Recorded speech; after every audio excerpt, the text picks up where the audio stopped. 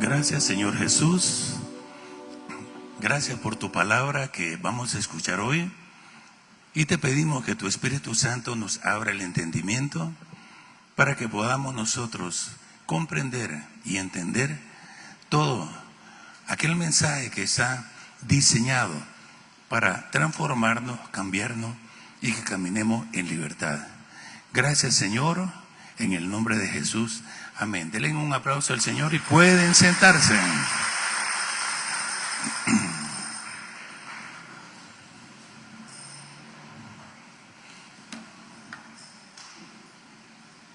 El tema de hoy se llama Guerra en los cielos. Otros le llaman lucha espiritual.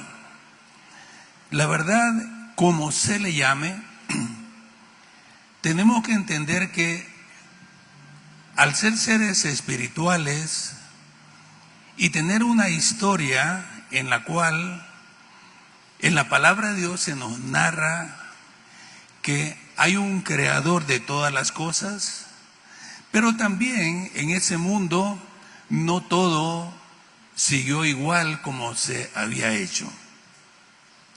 Y entonces comenzamos a ver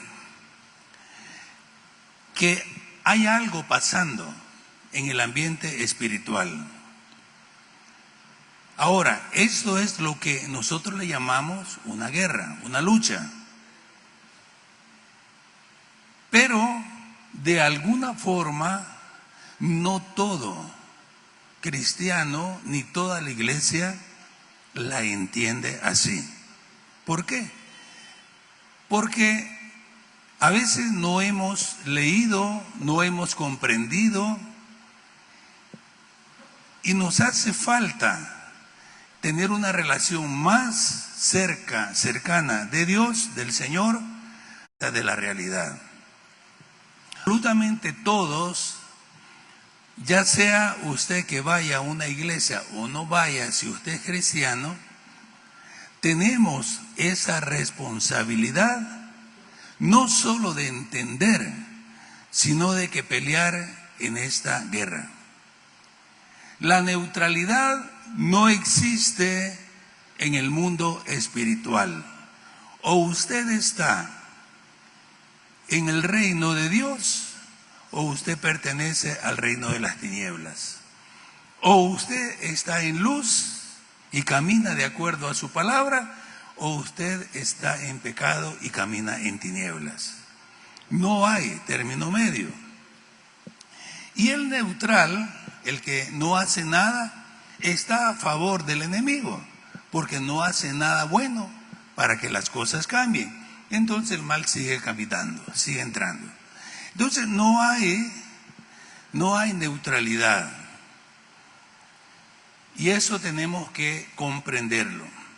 Lucas 11:23 lo vamos a leer, dice así: el que no es conmigo, contra mí es, y el que conmigo no recoge, desparrama. Jesús está hablando ahí. O está usted con él, o echa a perder todas las cosas en el reino de Dios y está con el enemigo. En esta lucha espiritual hay una lucha externa y una lucha interna también. La lucha externa, vamos a ver contra quién es y contra quién la iglesia tiene que estar luchando. Vamos a leer Efesios 6:12 y vamos a desenmarañar un mundo espiritual tremendo y grande. Dice Efesios 6:12, porque no tenemos lucha contra sangre y carne. Vamos a poner ahí la coma. Esto ya que deja a un lado a las personas humanas, porque dice, no tenemos lucha ahí contra sangre y carne. No es con los seres humanos nuestra lucha.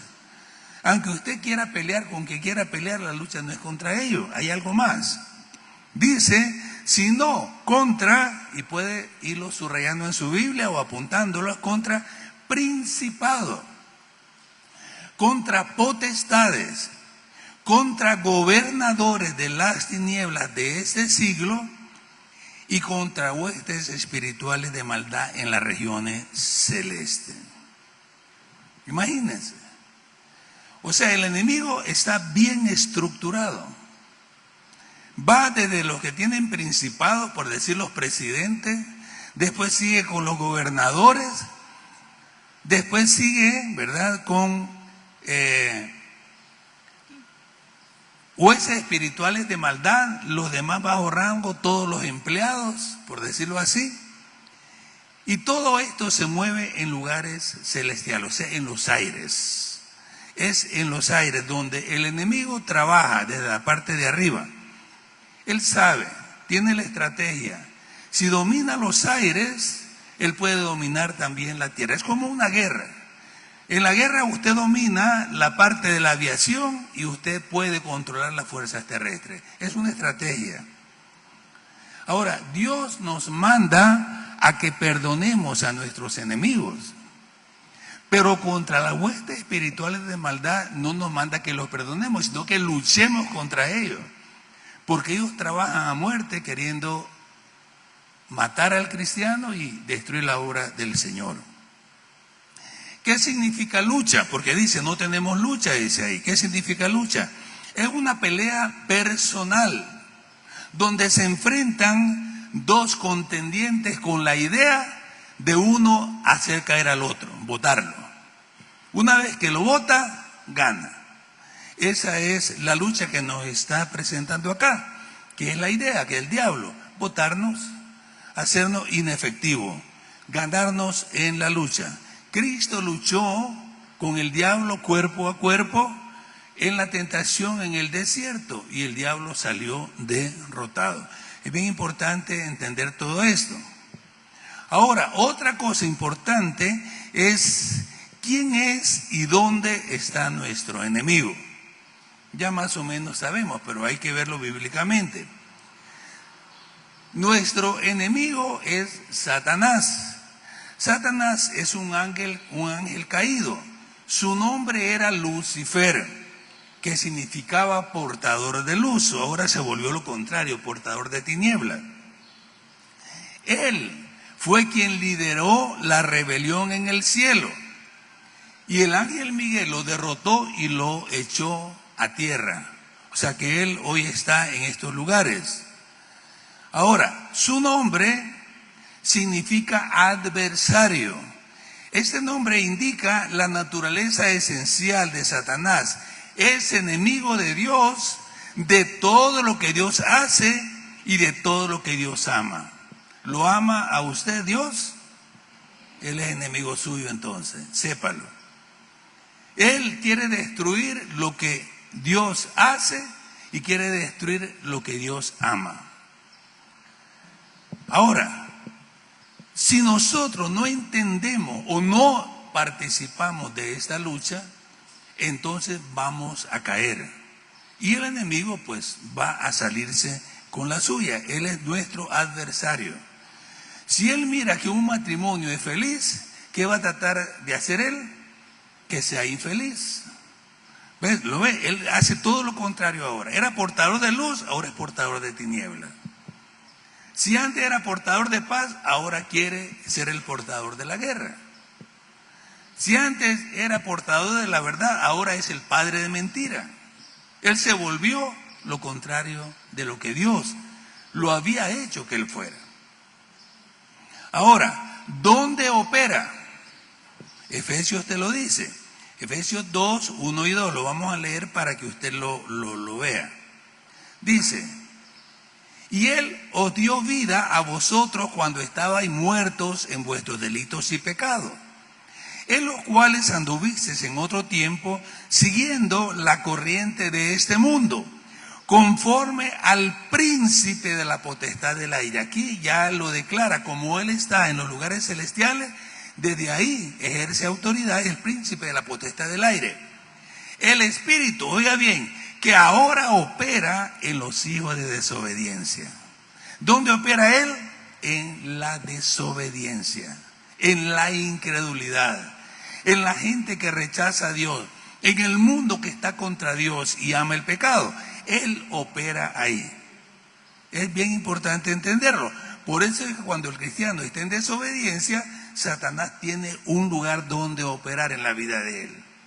Él no puede tocarte, pero si tú entras en rebeldía a Dios, él sí puede, ¿verdad?, afectarte. Entonces hay que entenderlo dónde opera él ahora. Entonces, viendo, ¿verdad?, ya todo lo que hemos hablado, opera en los hijos de desobediencia y opera desde las regiones celestiales. Por eso dice príncipe de la potestad del aire. Ahora, ¿cuál es la condición de nuestro enemigo? Y esto es bien importante entenderlo. El enemigo, su condición es un ser vencido y derrotado. Óigalo bien, es un ser vencido y derrotado. Entonces, ¿por qué da tanta lata? Si es un ser vencido y derrotado. Vamos a ver Colosenses 2, 13 y 14. Leámoslo para ver eso. Dice Colosenses 2, 13 y 14. Y a vosotros, estando muertos en pecado y en la incircuncisión de vuestra carne, os dio vida juntamente con él, perdonándonos todos los pecados, anulando el acta de los decretos que había contra nosotros, que nos era contraria, quitándola de en medio y clavándola en la cruz, y despojando a los principados y potestades, los exhibió públicamente, triunfando sobre ellos en la cruz. Cristo venció, amén, en la cruz. Despojando a los principados y potestades, los exhibió, o sea, los exhibió públicamente. En lo espiritual, los ángeles en el cielo lo vieron, ellos lo vieron y los hombres lo vieron, pero todavía no lo habían entendido. Él los despojó. Entonces, ¿de qué los despojó? De todo aquella autoridad que él devengaba por haber Adán pecado y entregársela a él. Pero anteriormente dice, anulando el acta de los decretos, que era contra nosotros, quitándola de medio y clavándola en la cruz. Ahora, cuando se anula el acta de los decretos que había contra nosotros, ¿a qué se está refiriendo? Se está refiriendo a la única arma con la cual contaba todavía Satanás. Él es el acusador. Y entonces, por nuestros pecados nos acusaba delante de Dios de día y de noche. Su arma era acusarte. O sea, tú habías pecado, entonces él se presenta delante de Dios y le cuenta a Dios todo lo que el hombre ha hecho. Muy bien, acusa. Pero ¿qué hizo Jesús? Tomó esa acta que él tenía de acusación, la quitó de en medio y la clavó en la cruz. ¿Dónde están tus pecados y los míos ahora? Clavados en la cruz. Se le quitó el acta. Fue clavada en la cruz. Ahora, ¿de qué te puede acusar el diablo? De nada. Si confesamos nuestros pecados, Él es fiel y justo para perdonarnos y limpiarnos de toda maldad, dice Juan, 1 Juan 1:9. Y el enemigo no tiene cómo acusarnos si tú estás en Cristo. Hay un cuadro muy bonito que me gusta en cuanto al tabernáculo de Moisés, donde está el arca de Dios. Si ustedes han visto las imágenes, está el arca, ¿verdad?, en el lugar santísimo, y adentro del arca estaban las tablas de Dios, los 10 mandamientos, que fueron rotos cuando Moisés vio que habían hecho el becerro de oro. ¿Qué quería decir eso? Que el hombre había quebrado la ley de Dios. Desde el mismo momento que se la dieron, falló, la quebró. Pero estaba guardada ahí. Sobre el arca estaba una tapa que se llama propiciatorio. O sea, tapaba el arca y se llama propiciatorio. Ese lugar también se le llama ahora el lugar de misericordia. ¿Por qué? Porque estaba la tapa sobre el arca Y sobre el arca habían 2 querubines que guardan la presencia de Dios. Los querubines traen juicio contra aquel que quiere acercarse a la presencia de Dios y está en pecado. Entonces, los querubines estaban con alas extendidas, uno a un lado y el otro a otro lado, viendo hacia el arca. Sobre el propiciatorio, viendo lo que estaba dentro. ¿Qué miraban estos ángeles querubines? ¿Qué miraban? La tabla de la ley que el hombre había quebrado. Por tanto, para el hombre, la paga del pecado era muerte y no podía entrar a la presencia de Dios. ¿Qué hizo Dios? Constituyó sumos sacerdotes y les encargó que sacrificaran un cordero anual y que entraran con esa sangre al lugar santísimo y la pusieran sobre la tapa, el propiciatorio. Cuando los ángeles ahora miraban hacia el propiciatorio, ya no miraban la tapadera, ni lo que estaba dentro, sino que solo miraban la sangre del cordero. Y más de allá ya no había tabla de la ley que estuviera quebrada. Eso era tipo de Cristo. La sangre de Cristo cubrió esa tapa para que Dios no nos tomara en cuenta la ley que habíamos quebrado, y ahora cuando se mira hacia el arca solo se ve la sangre del cordero que nos cubre de todo pecado. Miren qué linda imagen y significado lo que nos da Dios a través de las figuras que Él puso en el tabernáculo. Entonces, el acta que había contra nosotros fue quitada de en medio y clavada en la cruz. Entonces, no hay arma que el enemigo tenga en este momento.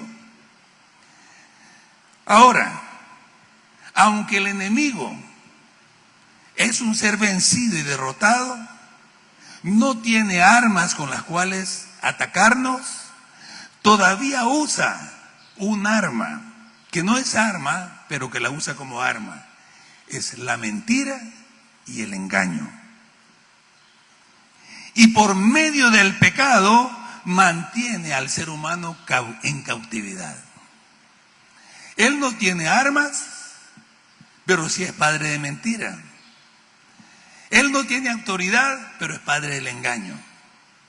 Entonces engaña al ser humano para que vaya en contra de la palabra de Dios, y entonces lo tiene a su merced. En otras palabras, como es una lucha personal, le echa una llave y le dice: tú eres culpable, y lo tira al suelo. Y el cristiano que no entiende dice: sí, soy culpable, y lo vence. Pero hay un cristiano que cuando lo quiere votar le echa una llave y le dice: tú eres culpable, y le hace otra. Cristo llevó mis culpas en la cruz, y lo vota, y el enemigo no puede contra él. Un cristiano que lee la Biblia, un cristiano que ora, va a ir siempre en victoria. No puedes obviar la lucha. Siempre va a venir el enemigo tratando de destruir lo que Dios ha hecho en tu vida y de robártelo. Por eso es bien importante que entiendas este versículo, Juan 10:10, y lo vamos a leer. Juan 10:10 dice: el ladrón no viene sino para hurtar, matar y destruir. Ese es el trabajo de Satanás ahora. Ahora Cristo dice: yo he venido para que tengan vida y para que la tengan en abundancia. Amén. Denle un aplauso al Señor.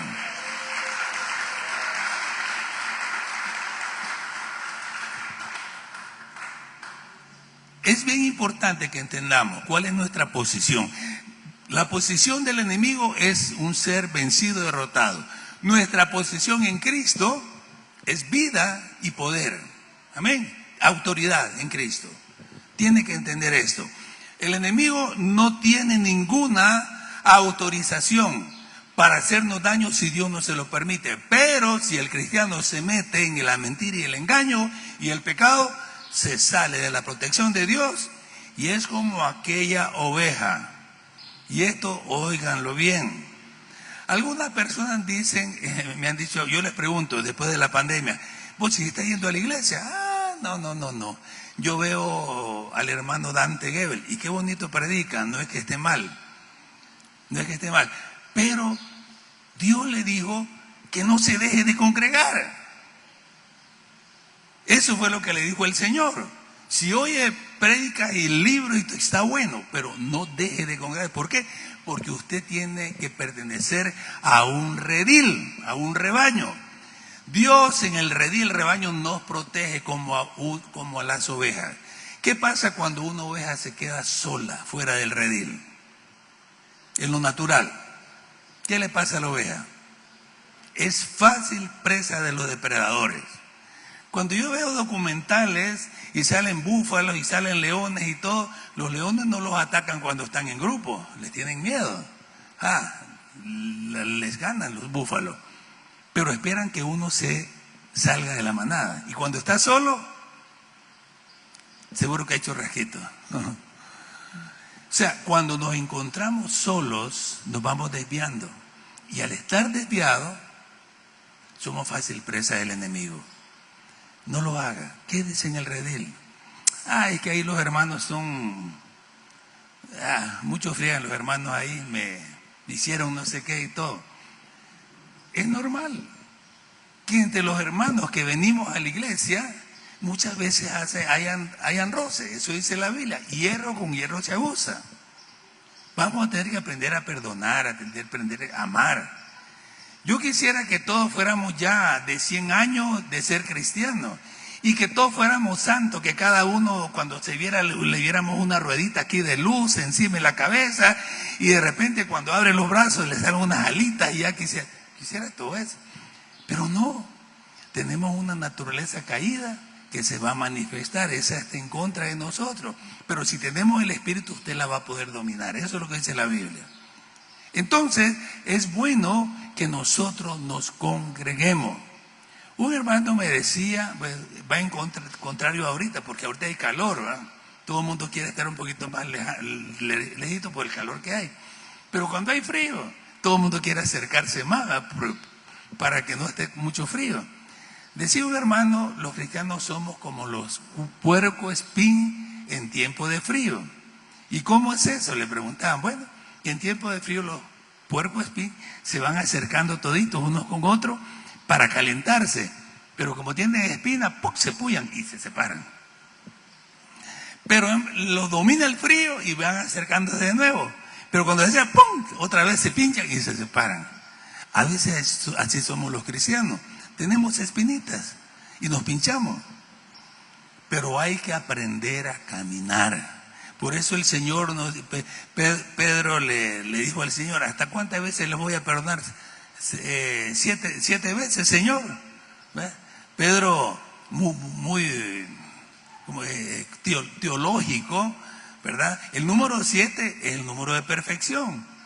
Y encontró una forma como ganarle a Jesús. Y le dijo, hasta 7 hay que perdonar. Y supuestamente él ya no me va a decir nada porque es el número perfecto. Pero Jesús le salió más adelante, no, le dice, hasta 70 veces 7. Qué tremendo.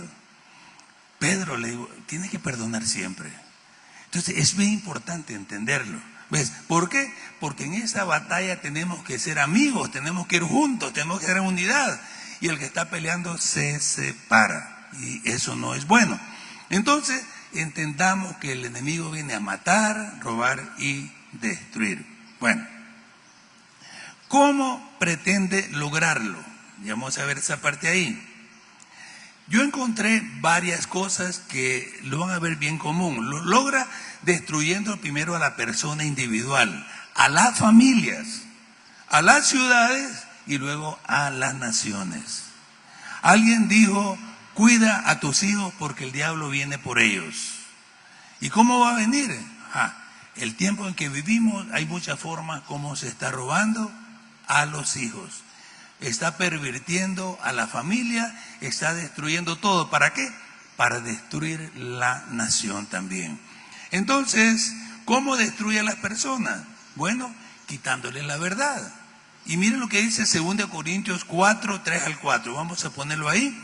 2 Corintios 4, del 3 al 4. Dice, pero si nuestro evangelio está aún encubierto, entre los que se pierden está encubierto, en los cuales el Dios de este siglo cegó el entendimiento de los incrédulos, para que no le resplandezca la luz del evangelio de la gloria de Cristo, el cual es la imagen de Dios. Entonces, el Dios de este siglo, que es el mismo Satanás, dice, cegó el entendimiento ¿de quiénes? De los incrédulos. Cuando uno es incrédulo, el enemigo ciega el entendimiento. Y no va a haber, ¿para qué? Para robarle y destruirle. Si el justo con dificultad se salva, dice la Biblia, ¿dónde queda el impío y el pecador? Aquí lo vemos. No se va a salvar por su incredulidad. Eso es bien tremendo. Ahora, otra cosa, contra nosotros no puede, ya lo vimos, hacer nada, porque ya está desarmado. Pero sí puede afectarnos. Y le voy a decir cómo nos puede afectar. En el curso de sanidad interior que nosotros vimos, hubo un ejemplo que nos llamó a todos mucho la atención. Y él hablaba que nuestra mente es como aeropuerto donde aterrizan diferentes aviones, ¿va? O sea, hablando los aviones como pensamiento, a veces dejamos aterrizar un pensamiento bueno, pero a veces dejamos aterrizar un pensamiento malo.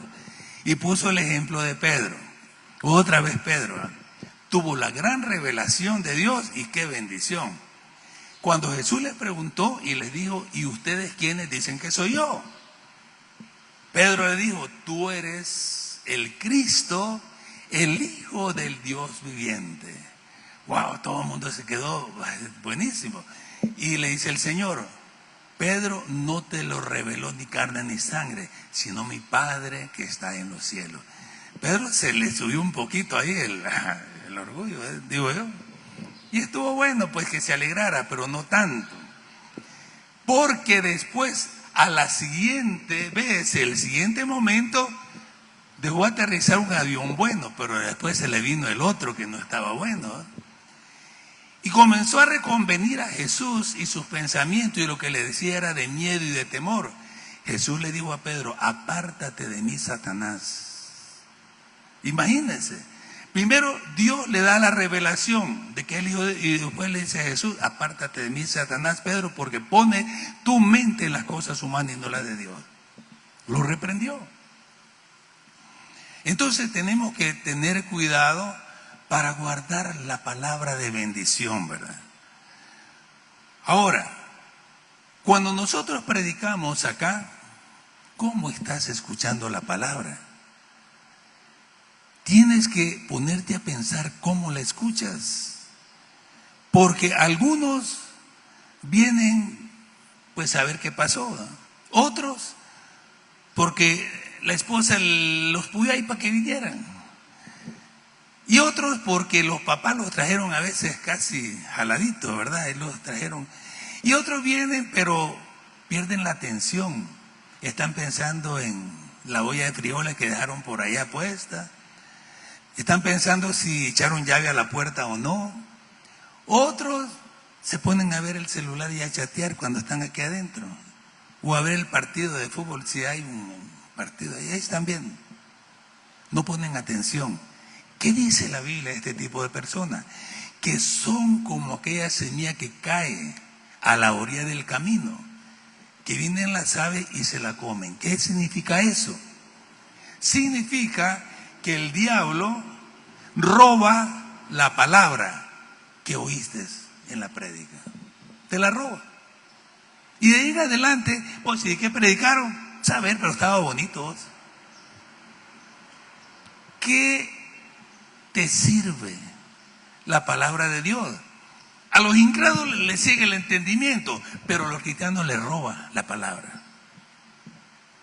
Y como la verdad es la única que te hace libre, una vez quitada la semilla de verdad que te queda, semilla de mentira, le vas a creer al enemigo. Yo a veces hago referencia a estas cosas con el parqueo, porque me da risa ver ahí cómo. Mire, usted sale de la casa ungido. Viene ungido como Pedro, la revelación la tuvo en la casa orando y todo. Solo entra al parqueo y le dice el ujier, le pita y le pone alto. Mire, no se meta ahí, métase acá. ¿Y por qué? Yo me quiero parquear aquí. No, es que estamos ordenando. No, yo me voy para allá y ¡bum! Se meten para allá. ¿Usted cree que Dios lo va a bendecir aquí adentro? Si usted hace eso, dése vuelta con el carro y váyase. No le va a servir nada de lo que oiga acá. Es más, se le va a contar doble. Se le va a cobrar doble el Señor. Porque no lo va a bendecir. Ahora, si usted ahí mismo en el parqueo dice, Señor, perdóname. Hermanito, ¿dónde me dijo que me metiera aquí? Va, métase ahí. Usted recibe ahora doble bendición. ¿Lo ven? Pero así pasa. Vamos en la calle, oímos la palabra, nos bendijo el Señor y el policía nos da vía para otro lado. Y ahí mismo perdió la bendición. Ahí mismo la perdió. Y no digamos el policía. Le dice al esposo y los hijos, miren, ¿dónde vamos a ir a tal lado? No, muy caro, vamos a tal lado. Todo el mundo ya está bravo. Perdieron la bendición, ahí mismo donde estaban en el carro. El enemigo no tiene armas contra nosotros, los cristianos, pero puede usar la mentira y el engaño. ¿Para qué? Para echarnos una luchita y tirarnos al suelo. Yo sé que no somos fáciles. Somos difíciles los seres humanos. Por eso estamos aquí, para ser cambiados y transformados, ¿no? Por eso venimos a la iglesia. Y como les decía, si todos tuviéramos 100 años de ser cristianos y no entra ni un nuevo, tal vez las cosas cambiarían, aunque lo dudo. Pero no, cada vez están viniendo más personas nuevas. Y cada vez que una persona nueva viene con todos aquellos hábitos viejos, que va a ser transformado y cambiado. ¿O no es así cuando un niño nace en casa? Ya cuando el niño nace, ya sabe cepillarse los dientes, ya sabe ir al baño, ya no se moja, ni hace uno, ni dos, ni nada, él viene perfecto, o así. Las mamás saben que no, hay que trabajar con ese niño por lo menos de los 7 años por ahí, para que ya le atine a todo, ¿verdad?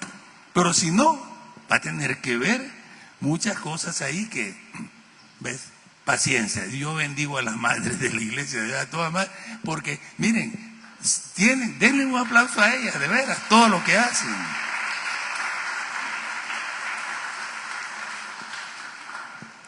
Son una bendición. Pero, mis hermanos, debemos de poner atención. No se deje robar la palabra de Dios. Ponga atención.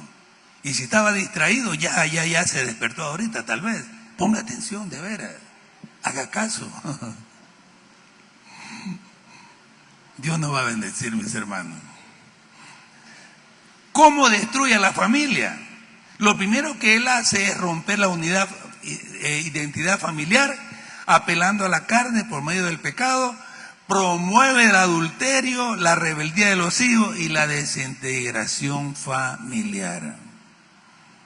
Hermanos, cuidémonos nuestra familia. Es un regalo que Dios nos dio, no lo eche a perder. Y si ya ha hecho a perder una vez y usted viene ahora por segunda vez con una segunda oportunidad para restaurar, póngase pila y no deje que ahora el enemigo lo vuelva a afectar. Oye, eso es bien importante, porque Dios nos da una segunda oportunidad, pero, ¿verdad? Es para que cambiemos, no para seguir en lo mismo. Entonces, ¿verdad? Tenemos que cuidar, esposa cuide a su esposo, esposa cuide a la esposa, padres cuidemos a los hijos, porque nosotros les enseñamos, pero ellos tendrán que tomar sus decisiones en la vida. Y va a ser mejor si ellos conocen la palabra de Dios. Entonces, la familia está bajo ataque, mis hermanos. Miren, todo lo que es la familia, los hijos y todo lo que es identidad, está el enemigo atacándolo en este tiempo. Tenga cuidado. Ahora, ¿cómo afecta a la iglesia? También, lo que le estaba diciendo. Él adormece a la iglesia para que la iglesia no cumpla la función de echarlo fuera. ¿Qué dijo Jesús? En mi nombre echarán fuera demonios. El cristiano tiene autoridad. Eso es lo que dice en el libro de Marcos. Y estas señales seguirán a los que creen. En mi nombre echarán fuera a los demonios. Son seres inmundos que andan de lugar en lugar, de familia en familia. Son aquellos espíritus familiares. Viven en las casas de la familia cuando no son cristianos y le dan por el pecado lugar para que estén ahí. De otros le dicen espíritus chocarreros, yo no sé cómo le llaman en otros lados, pero son los mismos. ¿Ves? Es que mira, yo soy así lleno de enojo y de ira porque así soy yo. O así me crearon. No, ustedes no lo hicieron así, usted se hizo así porque quiso. Y ahora que está en Cristo, bueno, del fruto del Espíritu. Cambie de veras. O sea, no destruya la familia, no destruya la iglesia, no se deje atormentar por el enemigo, échelo fuera. Y mire, plántese ahí y no se mueva hasta que él se vaya. Tuve un testimonio de unas personas, eran 2 personas, que siempre estaban siendo atormentadas por el diablo, por el enemigo, porque él haya la manera como atormentarle de la mente. Pero encontraron en la Biblia, cuando se hicieron cristianos, que Dios habita en medio de la alabanza de su pueblo. ¿Sabe lo que hicieron? Comenzar a poner alabanzas. Cada vez que venían cuestiones a su mente que los atormentaban, ponían alabanzas de Dios, ponían alabanzas de Dios, ponían alabanzas. Y así pasaron un buen tiempo poniendo alabanza. Un día uno de ellos escuchó una voz aquí. Hay una vocecita, como un diálogo. Vos, le dijo un demonio al otro, vámonos de aquí, ya no me gusta esta casa. Ese solo pasa alabando, solo pasa oyendo canto. Ya esta casa ya no nos gusta, vamos a buscar otra que no le gusta alabar a Dios. Y dice que se fueron, se terminó el tormento. ¿Lo ve? O sea, esa lucha fue ganada. ¿Pero por qué? Porque se usó la palabra de Dios. Dice, yo habito en medio de la alabanza, es mi pueblo. Hay un pensamiento que le atormenta, alabe a Dios. Eche fuera ese pensamiento malo. Ya va a entender cómo usted tiene autoridad.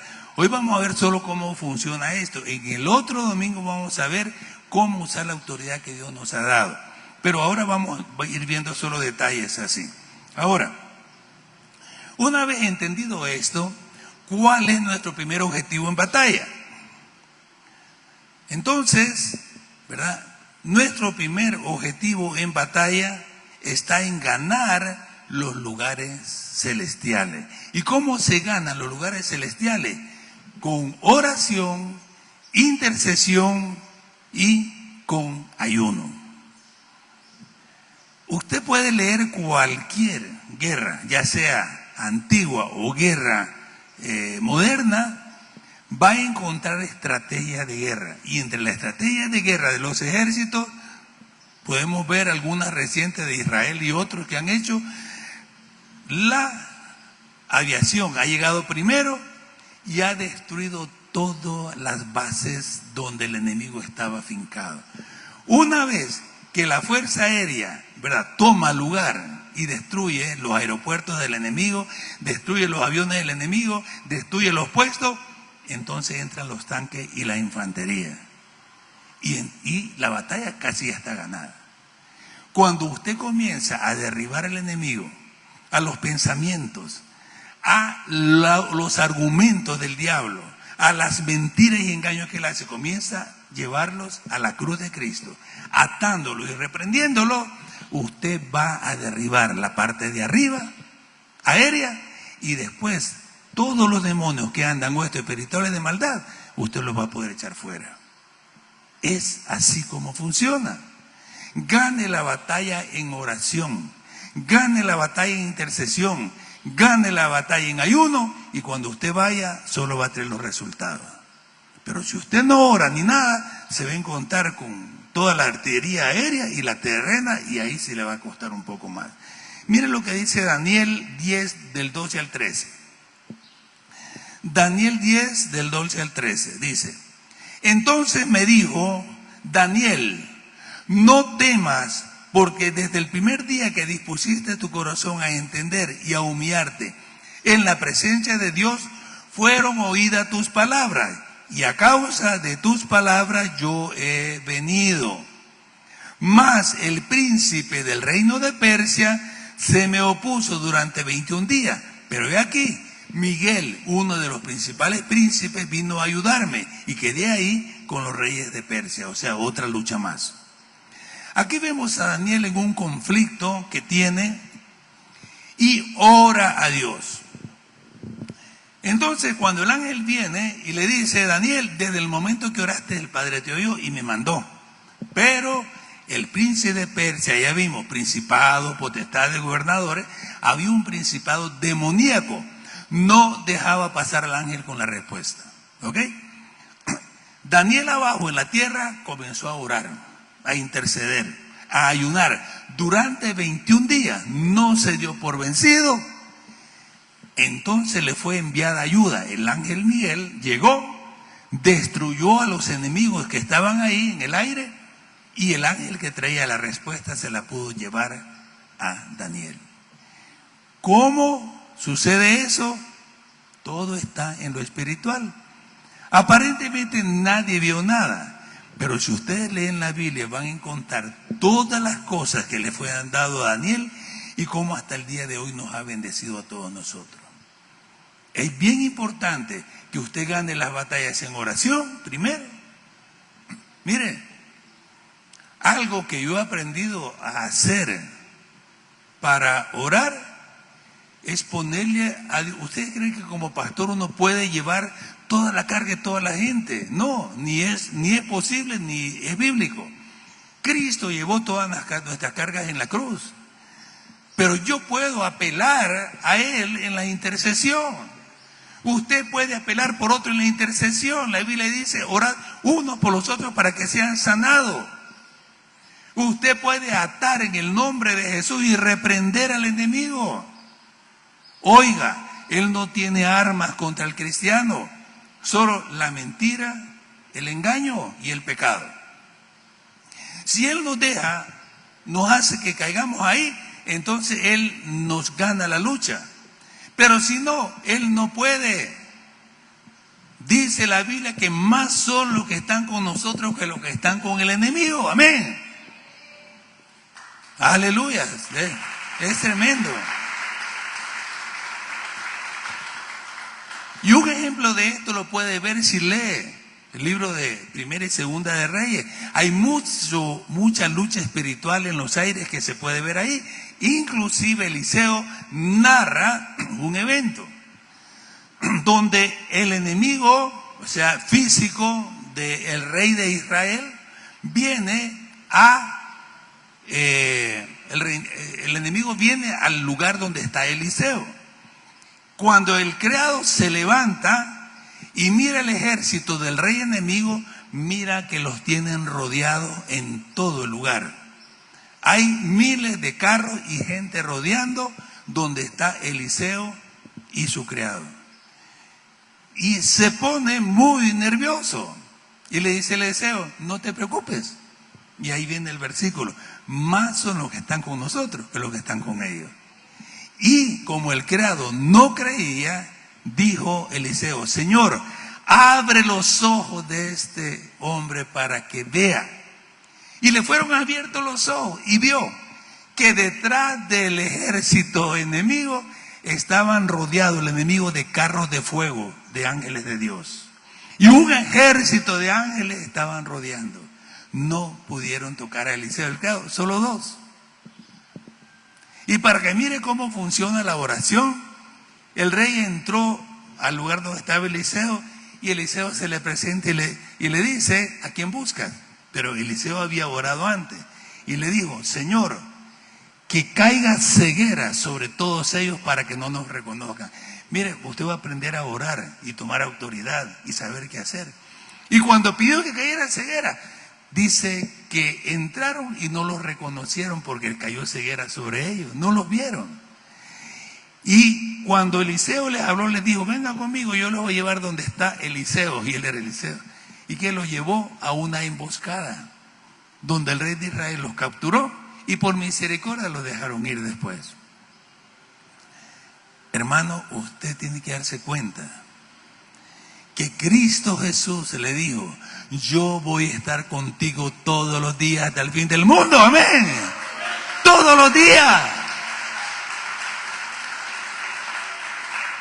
Si Dios es con nosotros, ¿quién va a estar contra nosotros? Por eso les decía al principio, todo esto a veces lo ignoramos, pero por ignorancia mi pueblo perece, dijo el Señor allá en Oseas.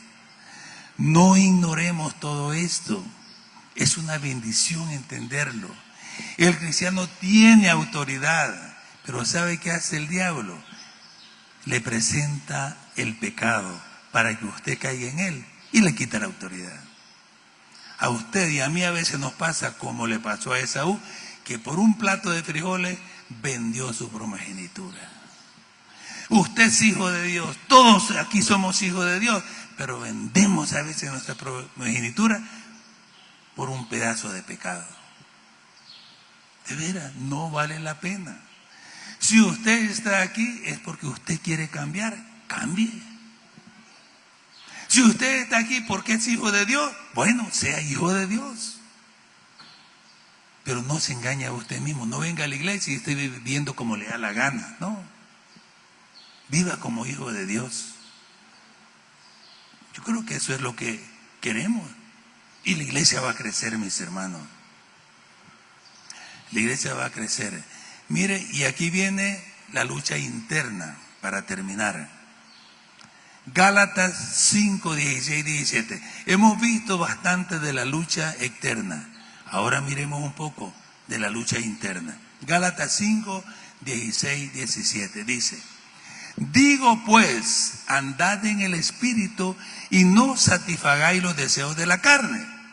Porque el deseo de la carne es contra el Espíritu y del Espíritu contra la carne. Y estos se oponen entre sí para que no hagan lo que quieren. ¿Lo ven? Va a haber una lucha interna. Tu carne queriendo pecar, queriendo rebelarte, queriendo hacer lo que es contrario. Pero por otro lado el Espíritu queriéndote jalar para que tú camines conforme a la gracia de Dios. Ahora, un niño le preguntó a su padre porque no entendía esto y le dijo, ¿cómo es eso? Yo no lo entiendo. Entonces el padre, para que entendiera, el niño le dijo, es como dos perros que están adentro y están peleando. Así le explicó la lucha del carne con el Espíritu. Bueno, ¿y quién gana, papá? El padre le dijo, a quien tú alimentes más. Si tú tienes una lucha en tu vida, el Espíritu Santo te hace ver que estás mal. Entiendes que estás mal, que has pecado. Algunos ya ni eso entienden, pero otros sí todavía. Ahora, si tú quieres ganar en la vida espiritual, dale de comer a tu espíritu. ¿Y qué come el espíritu? La palabra de Dios. Léela, estúdiala, medítela, apréndela. Sabe defenderte con ella, es una espada. Y uno tiene una espada para pelear con ella. Vamos a ver eso ya en la parte de las armas. Pero la palabra de Dios te da la victoria. Entonces, no andar en la carne. Cuando andamos en el Espíritu, entonces vamos, ¿verdad?, a esto. Ahora, hablando así, ¿verdad?, de ejemplos, la Biblia dice que hagamos morir las obras de la carne por el Espíritu. Por un ejemplo, hablando de que habían dos perros ahí, ¿cómo podría yo matar a un perrito, porque si lo quisiera hacer así, sin usar ningún arma? ¿Cómo podría matar a un perrito sin usar ningún arma? Alguien lo dijo ahí atrás, no dándole de comer. ¿Cómo podemos matar los deseos de la carne? No dándoles de comer. Porque nosotros somos expertos en darle de comer a nuestra carne. No solo comida física, sino aquello que nos empacha en las cosas espirituales. Démosle de comer al espíritu. Y otro versículo para que entendamos, y lo vamos a dejar ya, ¿verdad?, para la próxima, es 1 Tesalonicenses 5:23. 1 de Tesalonicenses 5:23. Ese versículo te lo voy a dar para que puedas entender cómo somos nosotros por dentro, para que aprendamos cómo luchar. Dice así: y el mismo Dios de paz os santifique por completo, y todo vuestro ser, espíritu, alma y cuerpo, sean guardados irreprensibles para la venida del Señor. Dios nos formó como seres espirituales, nos dio un alma y nos dio un cuerpo. Así estamos formados. Ahora, ¿qué hay en el alma? En el alma está nuestra mente, nuestra voluntad y nuestras emociones. Y es bien importante entender, porque la lucha más grande que el ser humano tiene está en la mente. Por eso es más fuerte la lucha espiritual, la lucha interna que la lucha externa. La lucha externa usted la puede todavía determinar y ver, pero la lucha interna es más difícil de verla, porque está dentro. Es cuando el enemigo nos ataca por dentro, por nuestra mente. ¿Cuántos están heridos, están afectados y decepcionados por algo que nos hicieron?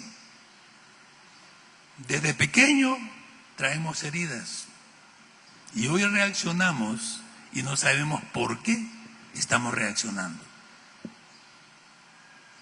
A veces actuamos de tal manera de acuerdo a un patrón que nos hicieron y nos formaron, y ahora que estamos grandes solo reaccionamos ante ciertos eventos. Mire, todo puede estar bien. De repente algo sucede y usted explota. ¿Por qué explotó?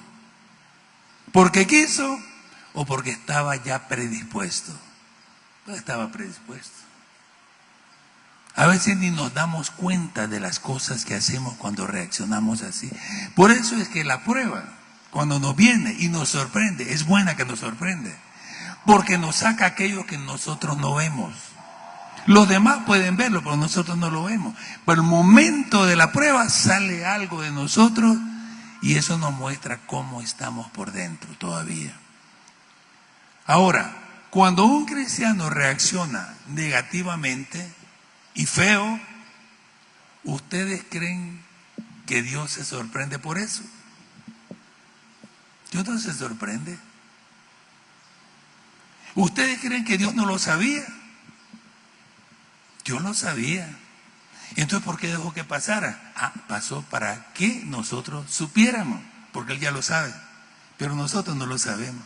Pero Dios te ama y te quiere santificar por completo, y para hacerlo tiene que quitar eso. Si no lo quita, no sos sanado. Él quiere quitarlo, pero quiere que tú te des cuenta. Ahora, ¿cómo te vas a dar cuenta? Cuando comiences a orar: Padre, cámbiame, transfórmame.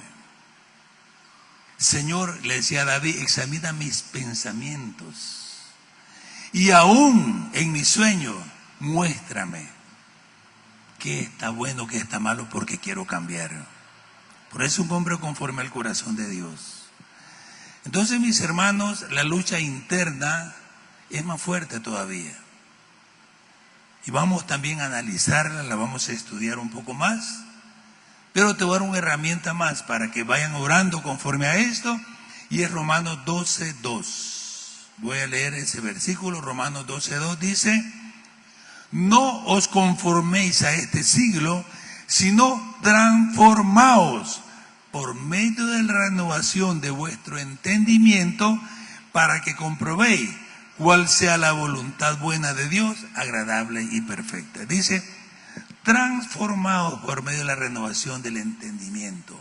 Cuando tu entendimiento comienza a ser renovado y comienza a cambiar, tú vas a cambiar.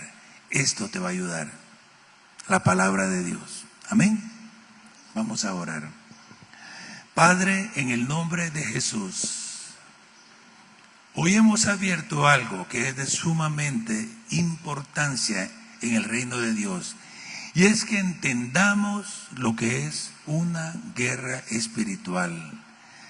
Señor, estamos frente a un enemigo que está vencido, pero que tiene efectividad por la mentira y el engaño que él usa, haciéndonos pecar y desviándonos del propósito de Dios.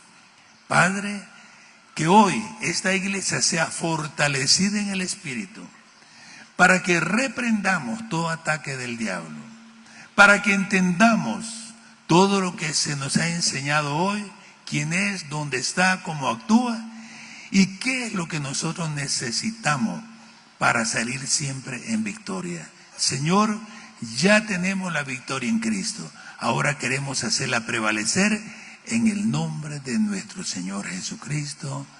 Amén y amén. Denle un aplauso al Señor.